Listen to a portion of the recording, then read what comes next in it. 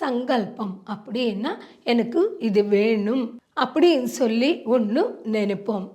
உடனே என்ன நினைக்கிறோம், இது ஆகுமா ஆகாதா, ஆகாது என்ன ஆகுமோ அப்படின்ற ஒரு விகல்பம் கூட வச்சிருப்போம். ஃபஸ்ட்டு கொஞ்சம் யோசிக்கலாம். ஆனால் ஒரு தடவை யோசிச்சுட்டு நம்ம செட் ஆன பிறகு கூட அதுவே நினச்சிட்டோன்னு வச்சுக்கோங்க, நடக்குமா நடக்காதா, நடக்குமா நடக்காதா அப்படின்ற விகல்பம் செய்யும் பொழுது ஒரு பானை பாலையில் ஒரு சொட்டு விஷம் போட்டால் அனைத்து பாலும் கெட்டு போகும்.